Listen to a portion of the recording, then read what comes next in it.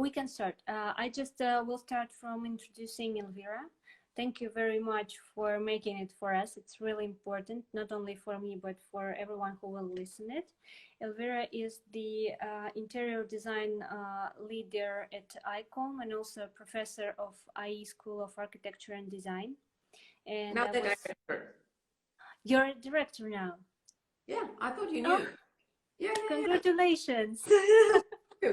That's really great. So it must be what I've been studying, and I was so lucky to be your student. So thank you. Today we will start talking about the workspace design, and the first question that I would like to ask is how do you think, what was the trends in the workspace design for the last few years? Okay, whatever I say now, it's not relevant. Okay, whatever the trends until this pandemic started, that was, you know, the past. And once we get out of our home office, everything will need to change.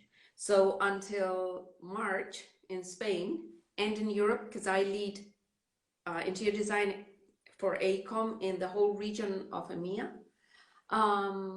we were trying to help organizations go through the change to remote and home office working, which meant giving the option to employees to decide if 1 day or 2 days a week they preferred to work from home. So that was really what we were trying to achieve. So if there was a specific trend, we would say remote working. We were really trying. We have done this since the year 2000. It was being more and more an acceptable and viable trend. And now that we have all been forced to move into remote working, this is not a trend. This is a reality. Mm-hmm. This is something that we have run fast forward into the future. In these 2 months, we've gone 15 years into the future. So something that organizations were considering, and a lot of them were still skeptic and saying, no, this is not for us. No, this is not for us. So what does this mean in the workplace design? If a lot of people are choosing to be 1 or 2 days working from home, this means that they shouldn't have a workstation waiting for them at their office because it's underused. That if you give the choice of remote working in their office space, what it means is flexibility, so agile strategies. Agile strategies means analyzing or activity-based design. Analyzing all the activities, analyzing how people interact, what the tribes are, how people get together, what if tribes are the same size or different sizes, if they're all as dynamic or not. And then you design the workplace for projects and activities, not person workstation. So that is what we were doing with more or less success. So we did a huge project in Moscow for Sberbank, and they all went agile. Really massive thing, because you Russians, when you start something, you go like boom, really into it. And I think it was quite successful. But in many other companies, that was something that sounded like if we were speaking Chinese. But now, once we get out of our home office, we really need to push things to change. What do you think, what was the main, or what will be the main problems here? Because in Russia, I know that it's some companies, they are thinking about the agile or activity-based, but mostly they're really not ready, and they're just waiting where all of this period will be over, and they think that they will be able to work the same way how they did before the crisis. Look, it's always easier to go back to the same old thing. If we don't push the change, You know, we will get back to the office all very happy. Oh, I was longing to see you, and really happy to have our team, happy to have kept our jobs, because that is not for granted. Okay, everyone will be a lot poorer after this, and a lot of the companies will not have made it. So when we go back to the office, everyone will be very happy. And because we were all so scared, people will go back to their old security. If we don't do anything. So that is the biggest risk, that people, you know, during this confination and staying at home, if you let fear go into your heart, it will block you. It will make you sit in the comfort zone in the past, sticking to the past. And instead of taking this time to think, okay, this means we should be doing things differently, which is a person that is not fearful, which is what I find not to be. So fear and hope cannot be together in the same heart. Either you choose fear or you choose hope. If you choose fear, you will get blocked, you will be panicking, you will go back to your job and there, stick to the past. If you are hopeful, if you think that this is a good thing to make you think over things and change, and you start thinking, okay, I'm a designer, which means I need to help redesign the future because it's not valid anymore. And you start hoping and having a dream and having the determination of being important and relevant in what you do, then we will help things change. How can we help things change? I think all companies are also fearful, most of them, it's the nature. Which means when we go back, okay, we are poorer. What do? We need to cut costs. 2 ways, easy ways of cutting. Get rid of people who are not really crucial. That will happen. A lot of people who were not really relevant, boom, will go out. Second, we will reduce costs. We will occupy less square meters. And this in itself is not a bad thing. What is bad is if you do it the old way. Okay, so less space, more workstations, but smaller, everyone together, really dense, and then nothing really innovative happens. So reduce the square meters to make a better working environment. What does this mean? This means every company should analyze, how do we work? What is our culture? How should we be differently now? How can we present ourselves? This means probably having a better working environment that shows more that the company cares for the employees. So more well-being, more sustainable environments, fresh air plants, more collaborative, because we will all have seen that we can work from home comfortably. This will mean that the companies will need to help in the investment of a corner in every house, because I'm sitting here at my dining room.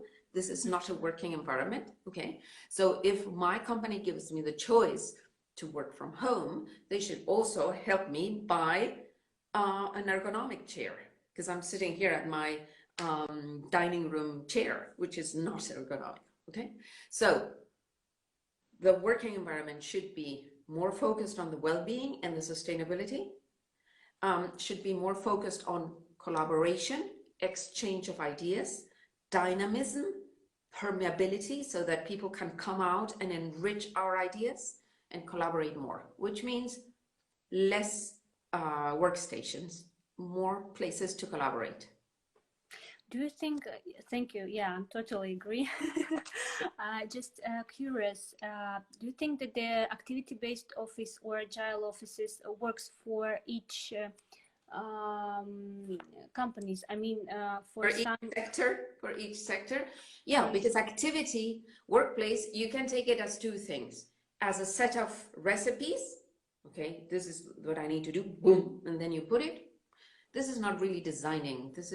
This is doing, you know, implementation of recipes. It's like cooking. You can take a recipe and just do it and eat it, or you can put your heart into it and analyze, how can I improve this? Okay, so activity workplace design means analyze the activities of this company in this sector. which are different from this one. It's not the same to design for a high-tech company than for a bank. Activities are different, and you have to respect them. It's not your opinion, it's what they need. You need to challenge them. That you've always done this way doesn't mean that it has to stay that way. That is what we need to help challenge. It's okay if you don't break any of the processes that you have, you will not improve anything.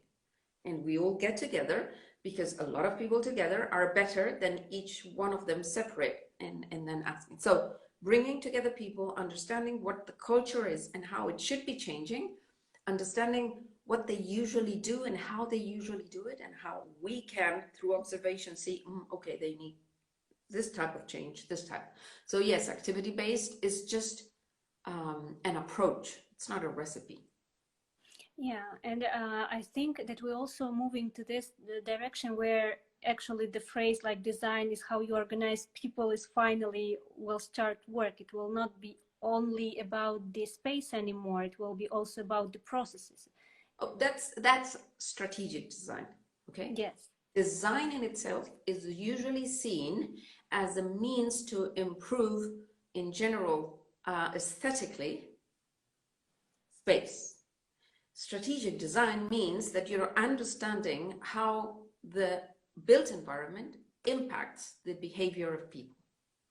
So if you start understanding and researching how the company would like to be and what it's not yet, and you can help them through creating an environment that triggers the talents, it triggers attention to detail, or it triggers concentration, or it triggers creativity, the different environments, there are different things. Like, for example,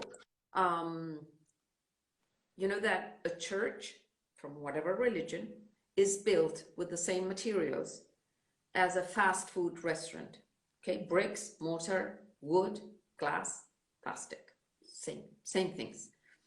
And if you take a family and observe them, they go into a church and they will retreat themselves, they will be silent, they will behave and walk slowly. This same family goes out the church and goes inside this fast food restaurant, and they will start screaming and eating with their hands and soiling, okay? Which is, it depends on the environment and the music and the atmosphere and the light, and that shapes your behavior. So that is what you need to observe. As a designer,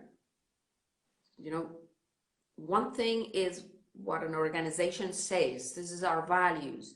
These are our processes. That is the definition, and this is the ambition.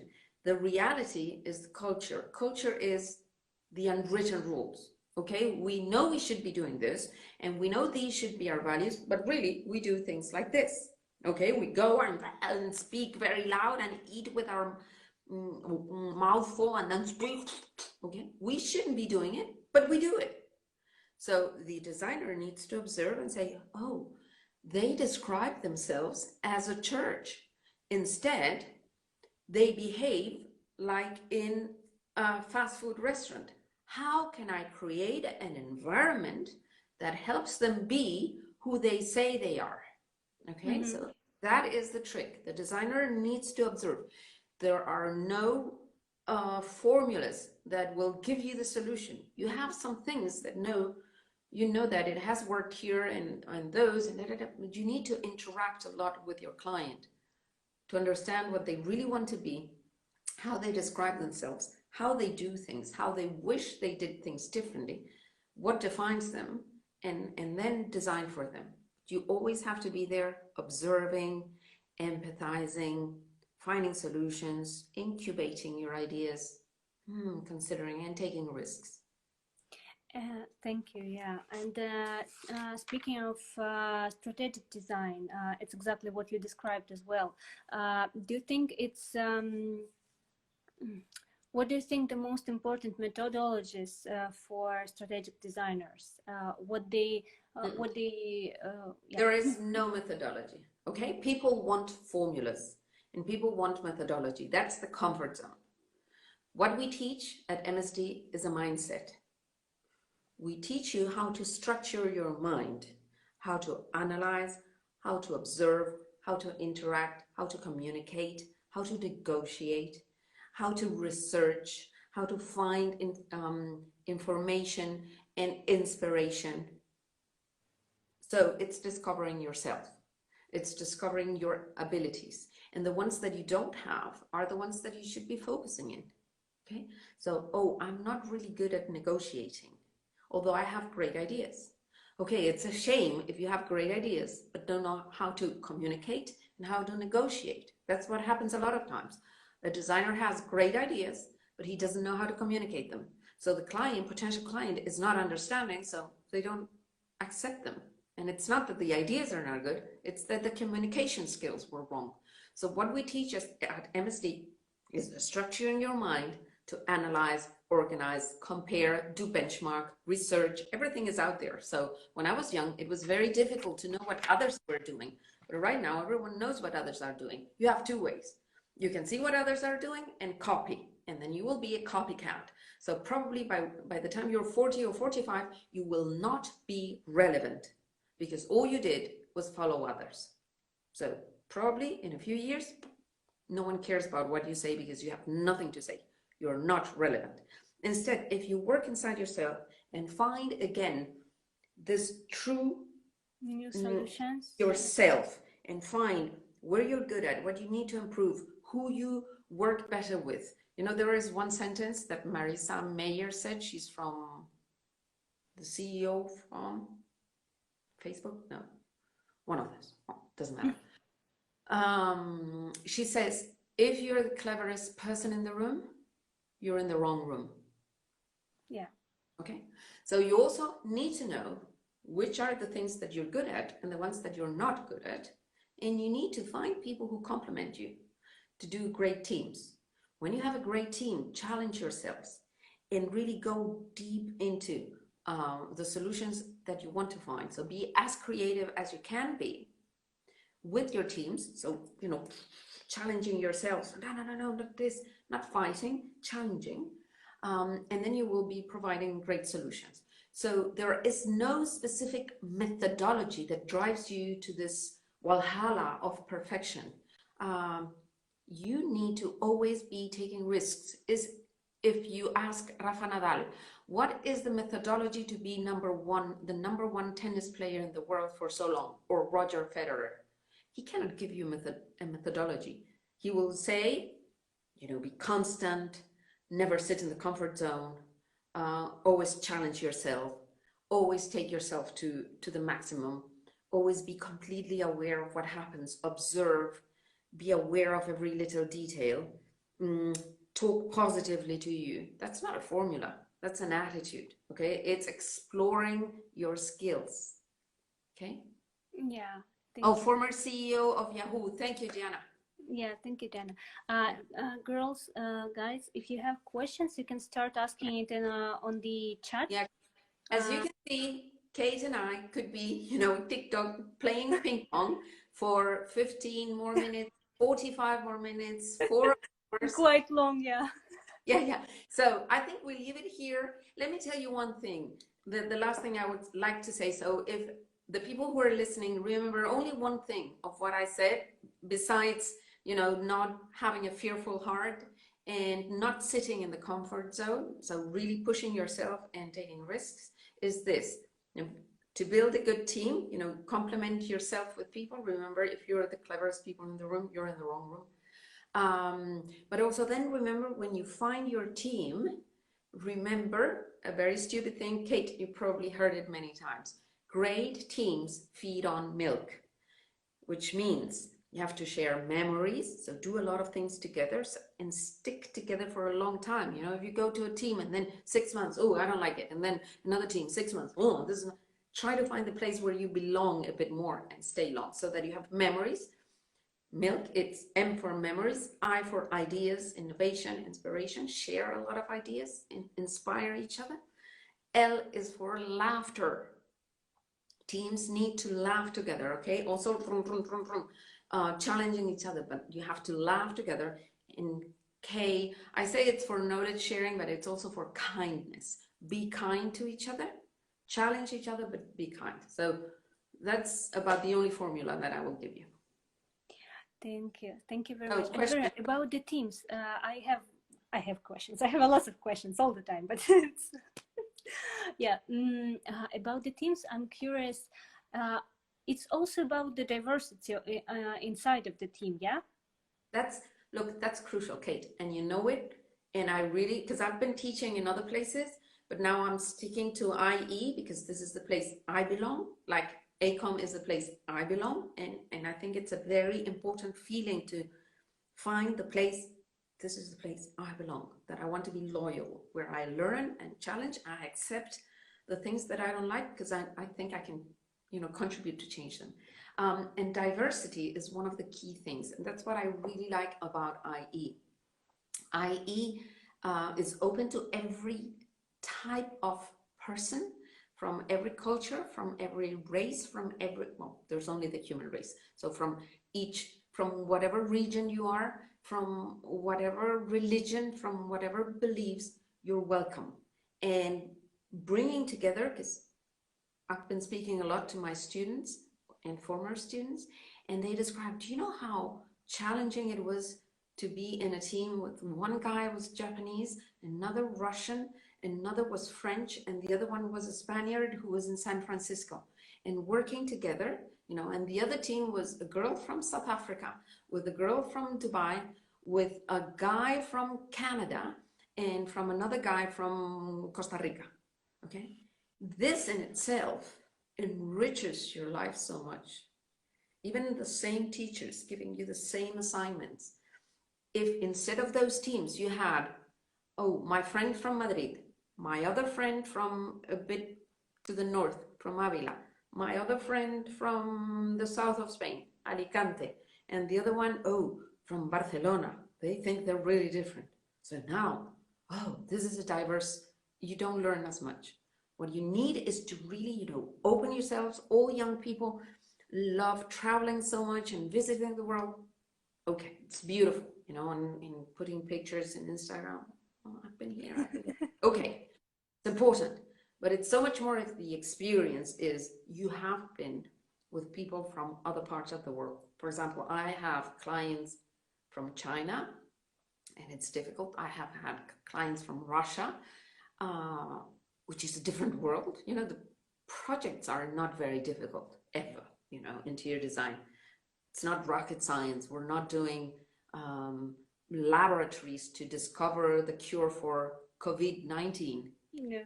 We do, workspaces, hotels, schools. It's not very difficult. It's nice. It's, you have the gift of design. You can design, you communicate with your design.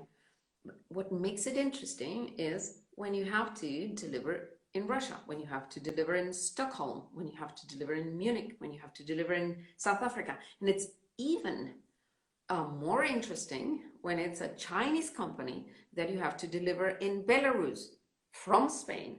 And then you have to deliver a hotel in Azerbaijan paid by people from Dubai, but the hotel is a top American brand. And we're there in the middle. And that's what makes life really interesting, the diversity. And that's what IE offers so well, because this is what you have to get used to, because that is the world right now. When I was young, I was very lucky that my father educated us, 6 brothers and sisters, into traveling the world and speaking many languages. We all speak at least 5. I have a sister who speaks 6. Wow. Yeah. So, and this is a gift. When I was young, very few people had seen as much of the world as I had seen at my age, or spoke as many languages, which is, I could go like, hello, I speak so many languages. Or I thought, my father was always saying, you have a gift, use it. Use it to help others. Okay, so I was always thinking, okay, so I need to lead my team to deliver. Can you do it in Azerbaijan? Yes, I didn't even know where it was in the map. So I look, oh, here's Azerbaijan. So then there I go. Why? Because I'm not afraid. Because since I was 5 years old, I was traveling the world on my own. So, that's a gift I have nowadays. it's your reality.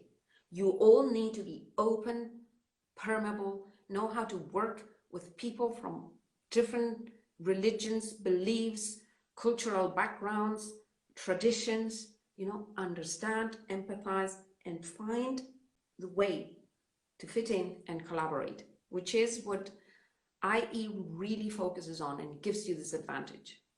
Instead of I'm British listening to among you. British, yeah, instead British Yeah. among British, French among French, Spanish among Spanish, UAE people again. No, no, no, no. You know, mingle, because the world needs people who know how to mingle and produce and deliver. Yeah, I'm just yeah, I'm listening for you, and I'm remembering all of the times that we've been studying NIE, and different cultures, different backgrounds, and how great was the project that we created together. Yeah. So I believe that for the future, what you've said, it's for the diverse teams, really, and we will be able to help better to our clients when we are in such kind of work environment and in such kind of teams. So yeah, because it's the future of the world. yeah, You know, the future of the world looks more like a movie set. There will be people with money, so the producer, and people with great ideas, so the script or the writer, and then someone who will lead, someone like me. Okay, give me the money. Oh, this is a great idea. I'll put together a fantastic team and I will deliver. And then you start, oh, I'll remember I have Kate in Moscow. I have this guy in San Francisco. I remember this person in the UAE. I remember this student from a different age from Japan, which is also good, you know, really different things. You put it together, you deliver, goodbye, and everyone goes back home. And then you go to another movie. I think the future will be more, you know, people changing one place to the other, but to be relevant, you need to have a voice. You need to know something specific and to have a mindset where you contribute. In any case, if you think about the movie sets, those are very inspirational groups of people. Hundreds of people under the guidance of one director and the money of one producer or two. Okay, their director is choosing everyone: clothes, lighting, photography, casting, and then the actors. And then he has, okay, all together to deliver this. Each one needs to know something very special and at the same time know how to work in teams. So be inspired by this movie scenes environment, okay? Because that will be the future. And as I understand, it's also the future of the workplaces, and it's what we can show to our clients at the moment. Like also the remote work, it's a great opportunity for them to create these diverse teams in very easy ways. Yeah, I think that is key. I think to finalize, so if people are really interested, we can have another conversation. I think these weeks that we still have ahead of us, 3, 4, maybe 6, we should dedicate them to research, learn more, and dream. Dream about how we can contribute positively to redesign the world, how we can make this a better world. We are very gifted because we are designers and we have another language. My father always said, each language that you learn is like another university career, okay? And design in itself, it's another language. It's a language you don't need to speak, you just draw. Yeah. I can draw and a person in Kazakhstan will understand me. So that's another language. The more languages you speak, the better you will mingle. So learn more things, learn more languages, for example, design, and dream. Dream how you can contribute positively instead of me, oh, I'm so scared. What will happen to my job? What will do my organization to me? Think, how can I contribute to the world? How can I contribute to my company? When we get out of this, the company will be suffering. So how can I bring value to and solutions, design solutions? Come on, come on. what are those design solutions? So this is my state of mind the whole time. Okay, how can I contribute to my friends, to my family, to those people who are suffering? How could we design hospitals better? How could we be designing schools better? Because children shouldn't be so closed. Cities, how can we design cities? Dream. Okay, and then find where you can contribute. Instead of me, and fearful, it's okay. Yeah. What I know, I will bring it, so inspire others. This would be my final recommendation. Dream, stay positive, hope, and have determination, okay? The man didn't go to the moon, make it to the moon without determination. You cannot only dream. Oh, I dream. This is wishing. No. Okay, this is my dream. This is my action plan. I will do it, Just do it. And do it right. Thank you, Elvira. Thank you very much. It was so inspirational. I see how girls reacting. Girls, please, and I the girl love boys this. as well. Yeah. I don't see questions, but it's okay. There are no questions yet, but yeah, we're not very active on questions. It's a new format for us as well. But I believe that it's, beautiful talk. Thank you. It's amazing. Thank you so much. It's really amazing. Yeah. And so remember, if you liked it and you like the way I made you feel, you can also have the same impact on other people. Okay, so let's focus on having a positive impact on others. Okay, what can I do? If you're not a doctor, which I wish I could, and you cannot go and help others, at least have a positive impact.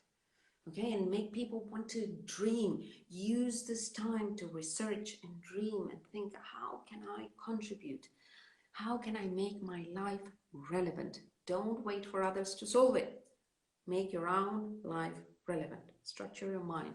Okay? Yeah, we have such great conditions now for dreaming, so it's just the best time. Yes, stop looking at so many series like most of the young people.